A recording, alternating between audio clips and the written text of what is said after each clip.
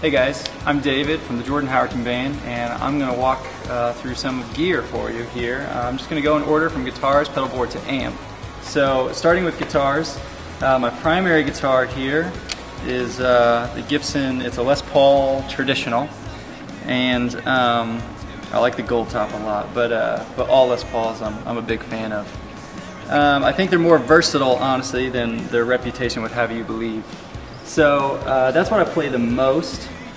I also have just a Fender American Telly here, and I like it as well a lot. I have this one tuned, every string is tuned down a full step, so when you're playing like an E shape, you're actually playing a D, and so on. And so I use that for some songs that need that kind of tuning. So those are the two primary guitars for me, and both of these guitars have what is called Amalfitano pickups, which I've grown to like a lot. And so unless it is just a really special guitar, like a vintage guitar or something like that, typically one of the first things I'm going to do is put Amalfitano pickups in there.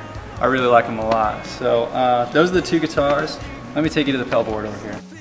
So I'm going to just take you through in order of the signal chain, because I know some of you like to know that. So starting, of course, since I have two guitars, I've got an AB box, real simple. This is just a really cheap one. And then, of course, going into the drive section first, I have a couple Walrus audio pedals here, which I like a lot. I really love them. Starting with the Iron Horse here, this is a pretty gnarly, it's actually a distortion pedal. But for songs like, if you're familiar with We Are Free or Your Love Is Like, just some big heavy hitting kind of guitar parts, the Iron Horse is awesome, and it's just a huge sound. It's a lot of fun. For a little bit more of a subtle overdrive, the Voyager here is amazing. I love it. So if I don't have any pedals on at all, I usually like to have the amp already to where it's just on the verge of breakup, like a lot of people.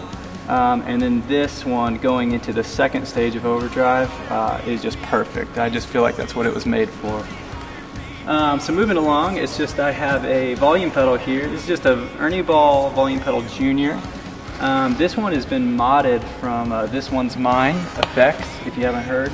And he does a really cool thing where you can just buy it new from him, and he already mods it, and it's really affordable. It's awesome. JHS also does something similar. They put a really cool LED light in there, and they buffer the signal so that when you do a tuner out, it shouldn't create any signal loss in theory. So that brings me to the tuner here. This is just a TU2. I think they make a TU3 now. It's probably not before too long. We'll have a TU4 and so on. But the Boss TU2, the tuner, I promise you, will be the most important pedal you will ever buy. All of this is for nothing if you don't sound good and you're out of tune. So this is the first. If you're wanting to build a pedal board, get a tuner first. That is so important. So that's kind of doing a tuner out thing. The next one in line of the signal chain is the Strymon timeline here for all my delay stuff, most of it anyways. And I use this for pretty much every song we do.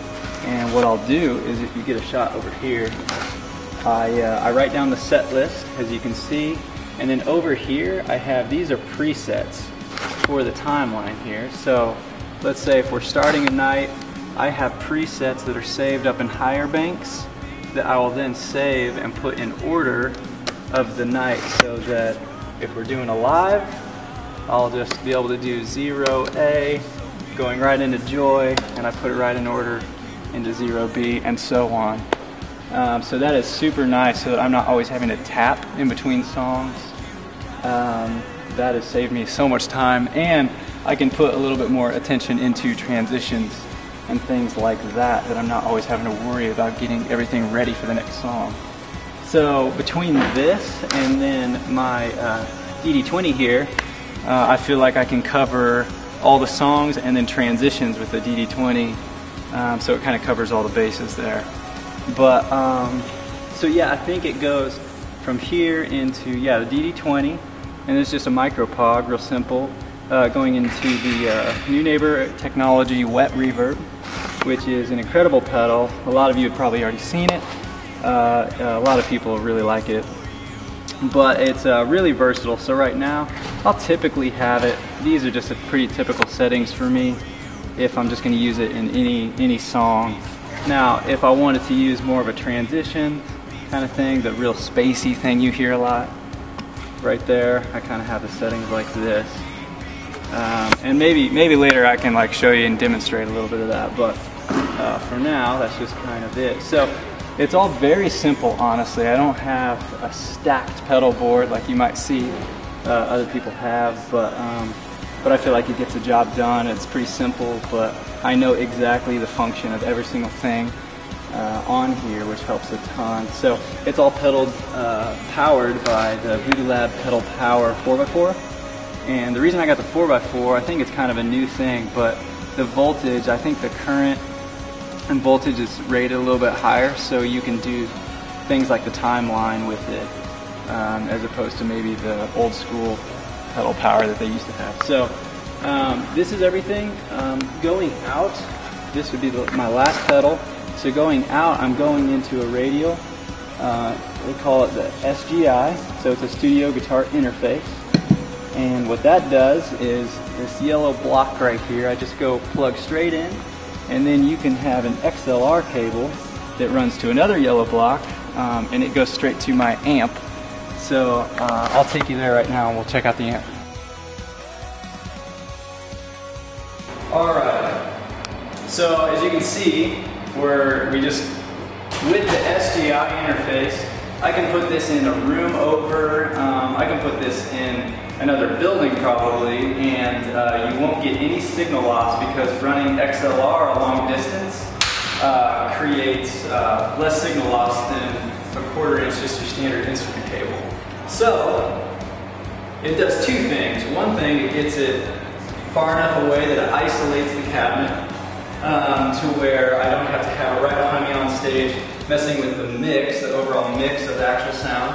And the second thing is because I can do that, I can now turn up the amp to its sweet spot, because every amp kind of has its sweet spot, and usually it's louder than you want it to be on stage. So I've got this all the way running into another room here. This is a good cell.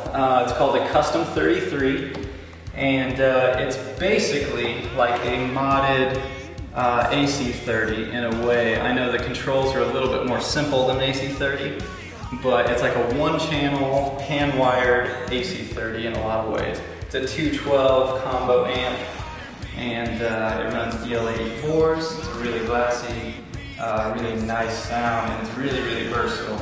So like I mentioned earlier, I kind of have it running pretty loud and on the verge of breakup, and that gives me a lot of versatility with my fingers to then, I can do a lot of things without having to tap all over the place or come back, obviously, and change a lot of controls. So that's pretty much it from guitars, pedal board, amp. That's what I'm running.